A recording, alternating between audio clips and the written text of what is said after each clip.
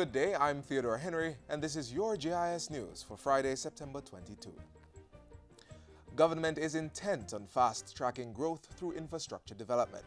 The latest drive is to eliminate traffic knots in highly trafficked areas across the island.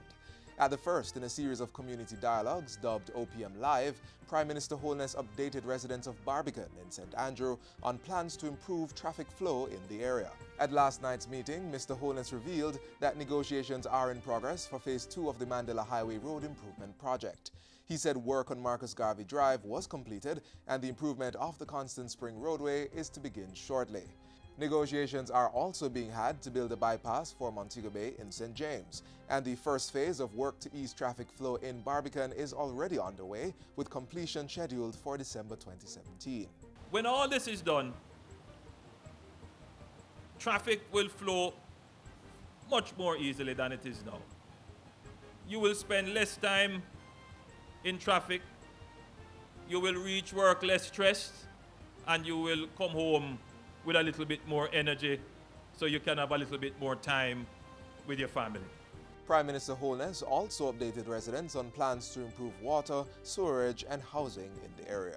I believe it is now time, with this massive development that we are putting in for the roads, for us to spend the time now to improve housing.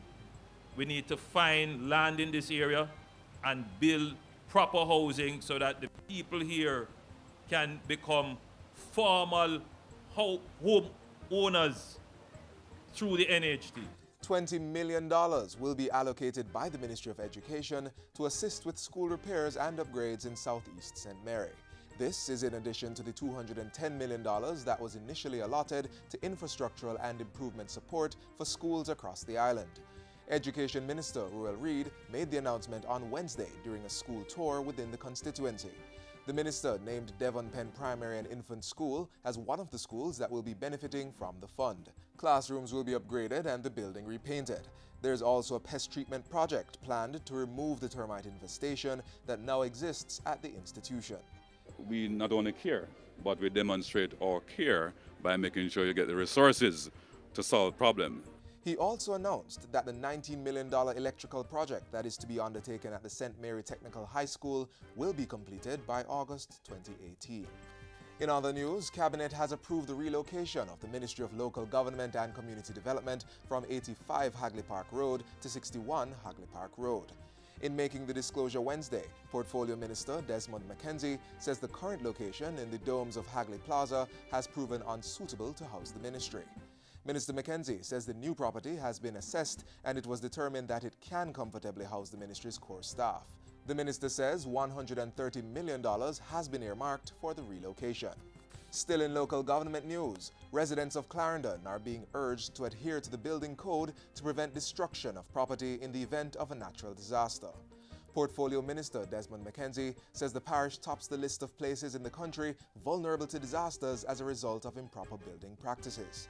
The minister made the statement while on a tour of areas in Clarendon that were damaged during the April floods. I've given instructions to the mayor, and I shouldn't have to give him that instructions,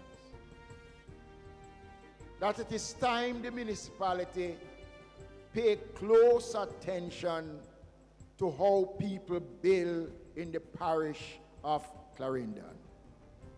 Too many illegal structures are being constructed virtually in the middle of riverbeds, on the bank of gullies, blocking drains.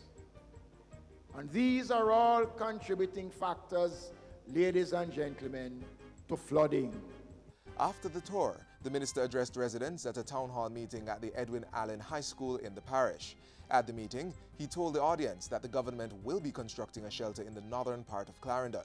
Currently, there are 47 shelters in the parish, most of which are schools that are used as safe houses for residents when disaster strikes.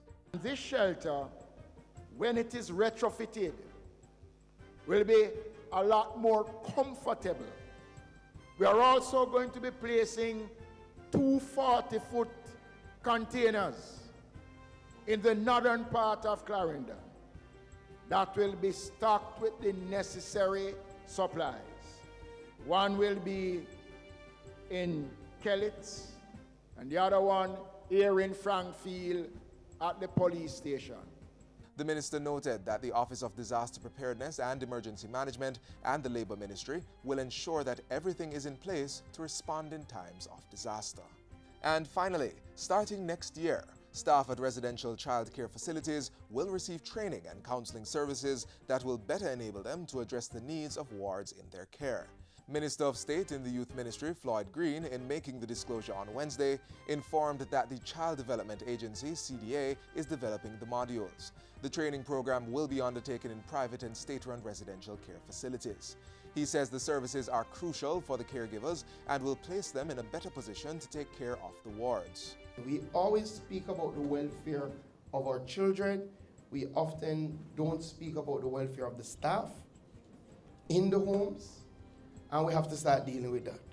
So I've mandated the CDA team that has to be one of our primary focus. We speak about the mental well-being of our children. We don't often speak about what happens when a staff member needs some counseling. The State Minister was speaking at a licensing sensitization workshop for residential childcare facilities workers held on the grounds of the Alpha Institute in Kingston. Every 3 years, private and state-run residential childcare facilities are required to undergo a relicensing process as part of measures to improve the standards of the child protection sector. The sessions included presentations from representatives of the Jamaica Constabulary Force, Fire Prevention Division, Jamaica Fire Brigade, the National Education Inspectorate, among others. And that's it for GIS News Today. I'm Theodore Henry. Thanks for watching.